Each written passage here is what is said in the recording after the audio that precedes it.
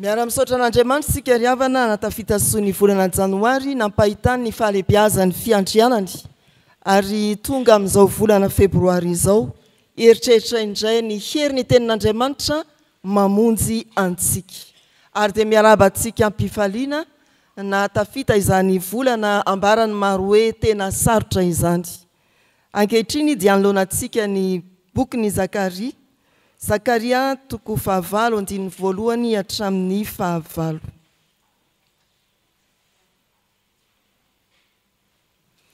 Amin'izany no iompanany ity afatr'Andriamanitra ity ary engane ny fanahy masina mbola hitarika antsika ampanatona bebe kokoa an'Andriamanitra amin'ny alalan'izao toriteny izao.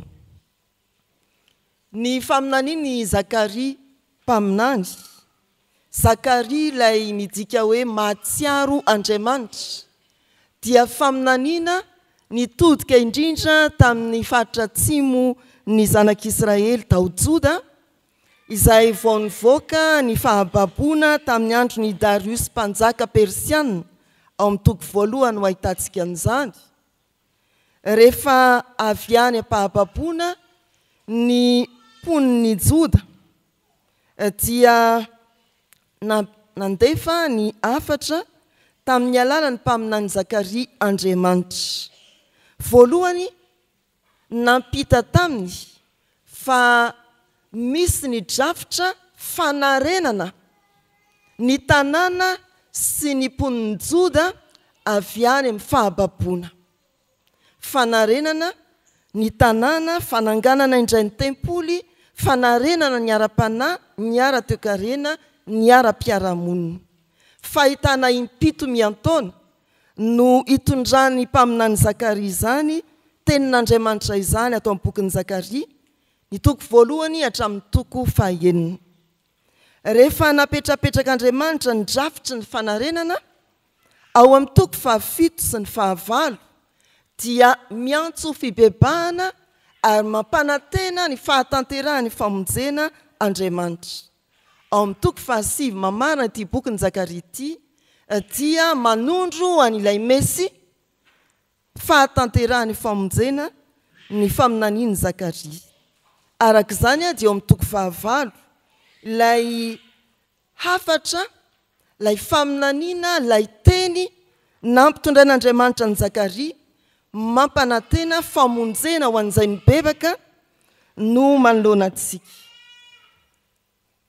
Hiverina ho tanàna ny fiadanana anjakan'ny fahamarinana i Jerosalema.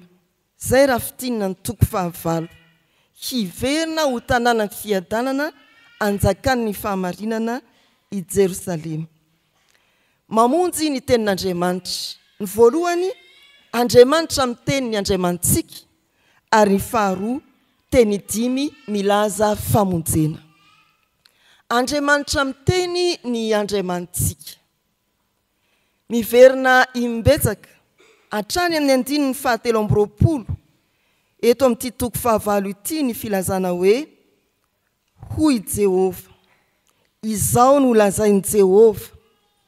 Ato amin'ny anjara perikopantsika dia hita zany eo amin'ny 9:2, ny 9:3, ny 9:4, ny 9 ary ny 7. Ireo lay teny 5 milaza famonjena. Andriamanitra miteny amintsika. Tsy teny ny mpaminany fa teny ampitaina amin'ny alalan'ny mpaminany ny faminaniany Zakaria. Tsy hevitry Zakaria fa afatra avy amin'Andriamanitra. Tsy herin'i Zakaria no entiny manambara an'izany fa efan'ilay tompony teny dia Andriamanitra. Paoly raha manambara indrindra ny mampitoro ny filazantsara azy avy amin'Andriamanitra ao amin'ny Korintianina 1 toko 2 dia milaza toy izao eo amin'ny 1 sy ny 7 hatramin'ny 5. Korintianina 1 toko 2 ny 1 sy ny 7 hatramin'ny 5. Hoy Paoly raha milaza manamafy ny mahafatr'Andriamanitra ny toriteny. Amin'ny anaran'ny Tompo ary izao koa raha tonga tany aminareo dia tsy tonga tamin'ny teny sy ny fahendrena marevaka raha nitory taminareo ny zava-miafina izay an'Andriamanitra. Ary izao raha tany aminareo dia azo ny fahalemena sy ny fahatahorana ary ny fangovitana be, ary ny teniko sy ny toro-teniko dia tsy tamin'ny teny fahendrena mahataona fa tamin'ny fanehoan'ny fanahy sy ny hery, mba tsy horena ny finoanareo amin'ny fahendren'ny olona fa amin'ny herin'Andriamanitra ihany. Tsy tenin'ny Zakaria mpaminany fa tenin'Andriamanitra. Tsy afatra i Zakaria mpaminany fa afatra avy amin'Andriamanitra. Tsy fahefana na hery fa aiza miteny Zakaria mpaminany fa fahefana avy amin'Andriamanitra. Fotoanan'ny fianony zao vanim-potoana irahantsika miaina izao ry havana. Maro eny an-dalambe na any anaty fiara fitateram-bahoaka, eny any anaty fiara manokana any no manana fahazarana mametraka.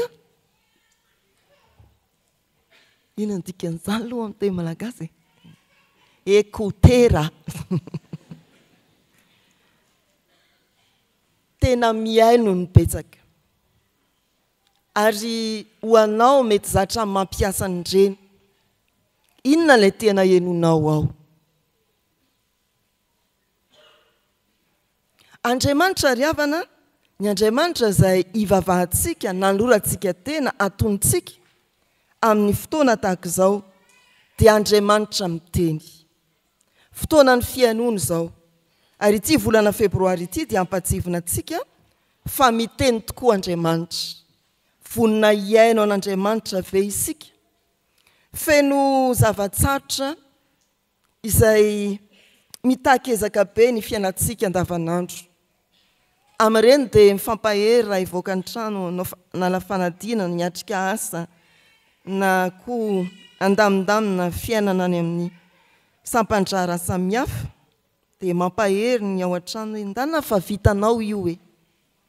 Dia ohatran'ny adino ilay teny hoe mahay ny zavatra rehetra ianao ao amin'ilay mpampahery anao. Tsy ianao fa no ilay mpampahery.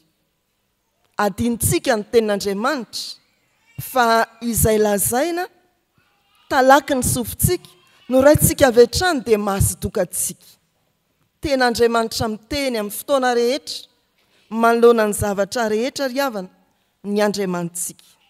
Izao ny lazain'i Jehovah tompony maro. Miteny Andriamanitra ary hoy ny bokin'i Isaia 5:5-12, tsy verina foana ny aminy teny raha tsy efa nahavita izay nampanirahana azy. Ko amin'izany, raha miteny Andriamanitra na raha oviana dia ianoy, raiso ary iaino. Meteza ho tahaka ny Zakaria, ampita koa ny afatr'Andriamanitra eo ambany fahefan'Andriamanitra. Andriamanitra miteny ny Andriamanitsika. Fa izay faharoa, raha miteny ny Andriamanitsika, ahoana hoy izy? Dia hoy ny tanora hoe ozy teniny hoe. Izao ilay afatra dimy. Ny voalohany, tiantsika Andriamanitra. Eo amin'ny andininy voalohany sy ny faharoa indrindra dia izao no voalaza ny soratra masina. Izao no lazain'i Jehovah tompony maro, sarom-piaro dia sarom-piaro amin'ny zionao, eny sarom-piaro azy amin'ny fahatezerana mafy aho. Milaza ny fitiavan'Andriamanitra izany teny izany ry havana. Hoy ny tompo hoe tena tiantsika izy. Sarom-piaro dia sarom-piaro amin'ny zionao, sarom-piaro amin'ny fahatezerana mafy. Mety teny ianao hoe aiza koa hoe mba hataovy matotra. Fahavoazana manjo ny fiarahamonina ankehitriny dia io tsy fampiny ny fitiavana io.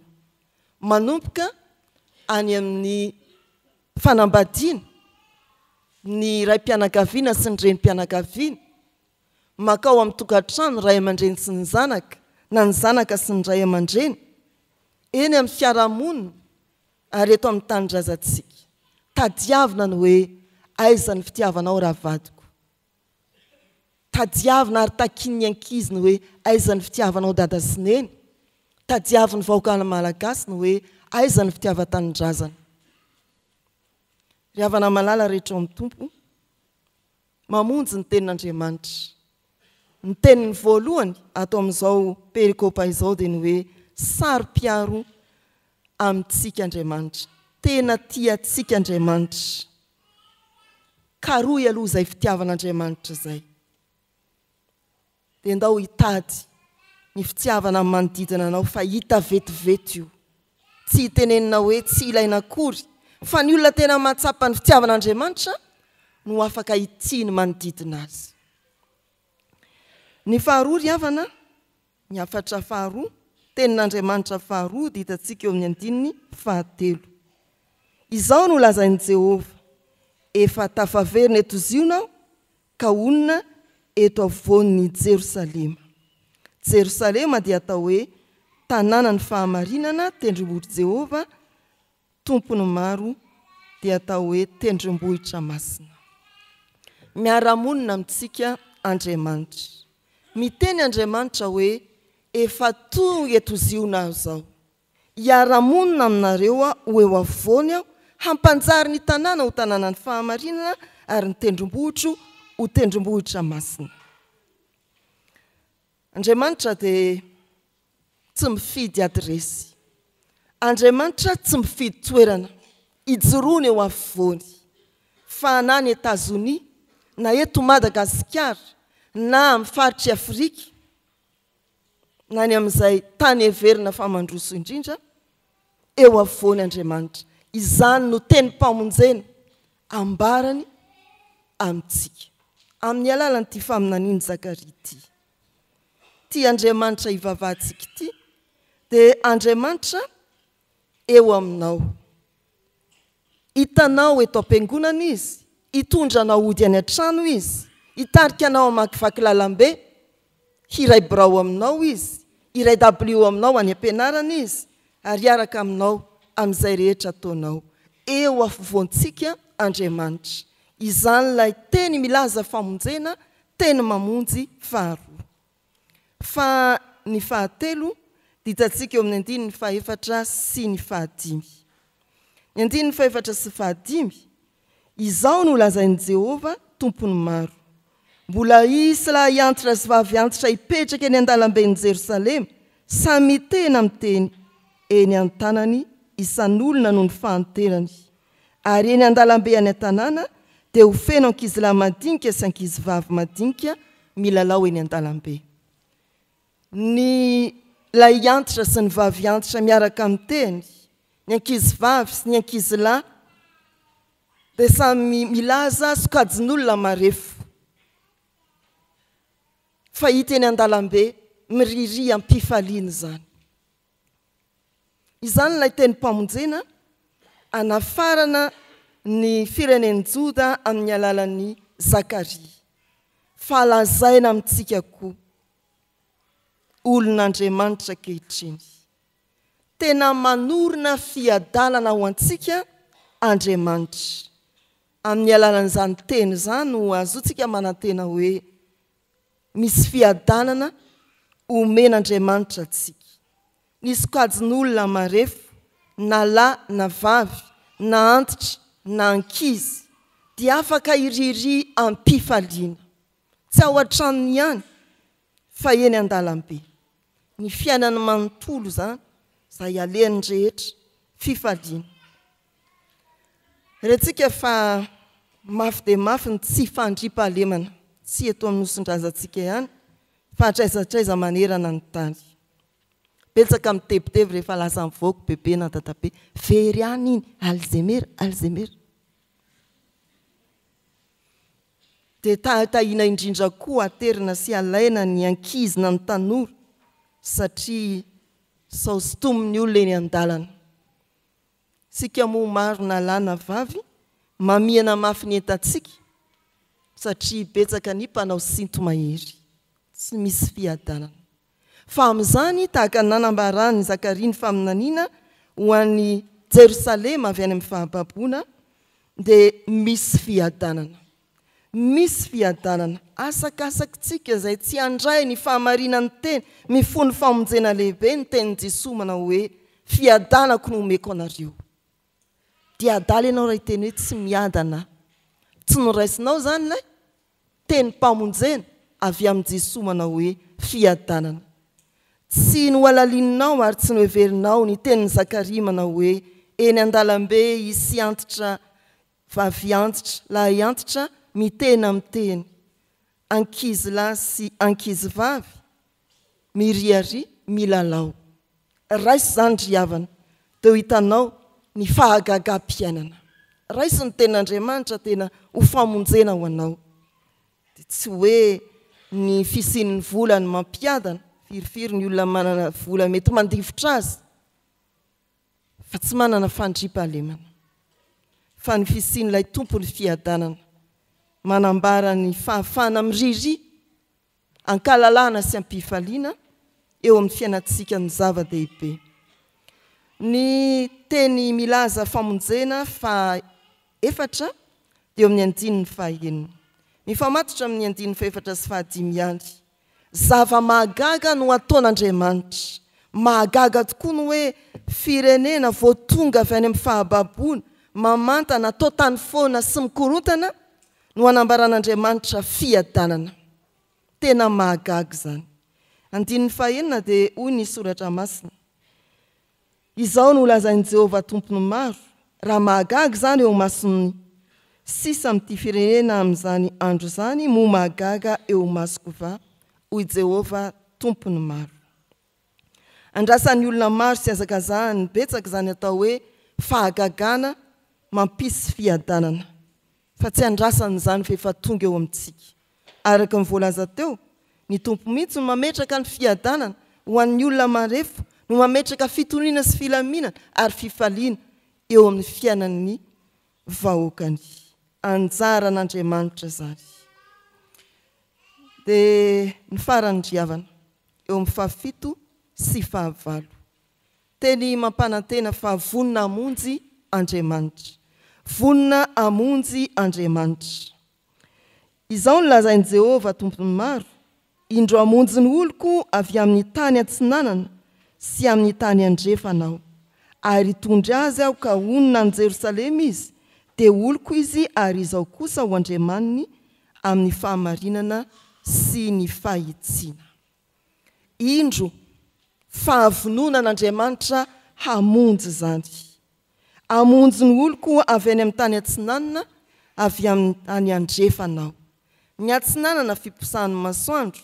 ny andrefana filentehany dia ilazana ny fotoana rehetra izay hitondran'Andriamanitra famonjena tsy tapaka manomboka amin'ny fiposahan'ny masoandro ka hatramin'ny filentehany izany ilay Andriamanitra maneho fahavononana hamonjy miteny zany izy raha manambara amin'ny mpaminany manao hoe izao no lazain'i Jehovah ry havana malala ao anatin'ny andininy fahavalo dia misy koa manao hoe mampifandray Andriamanitra zay ny heviny hitondra azy aho ka onina any Jerosalema izy dia oloko izy ary izao kosa ho andriamaniny mampifandray ny avy any atsinanana sy andrefana amin'ny fotoana rehetra Andriamanitra mampiombona ny olombovonjy Andriamanitra ary tokana ny Andriamanitra tompony ny olombovonjy sady mifandray oloko izy izao andriamaniny sady mifandray amintsika Andriamanitra no mampifandray antsika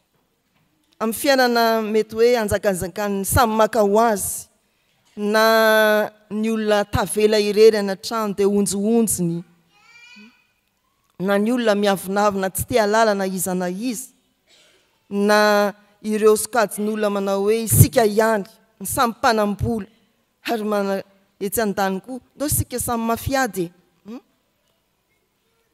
ry havana malala amin'izany dia miteny Andriamanitra vonina amonjy izy ka ampifangaro ampifandray ary hiteny amintsika hoe oloko ianao olon'Andriamanitra isika vonina hampiombona ampifandray Andriamanitra zany ry havana no afatra fahadimy teny milaza famonjena eo amin'izay mety mampisaratsaraka ny tompo hamonjy ary ampiombona hampitodika atsika amin'Andriamanitra tokana ny teny hoe oloko izy izao Andriamanitra.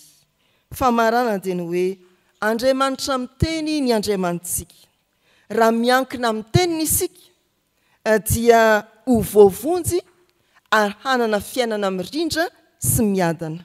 Fanontaniana enti-mody dia ny hoe matoky ny tenin'Andriamanitra ve ianao ary manantena ny fahatanterahany teny mpamonjena eo amin'ny fiainanao manomboka amin'ny fiposahan'ny masoandro ka hatramin'ny filenteny. Mandihana eritrerety tsara dia hamaly eny ianao. Amen.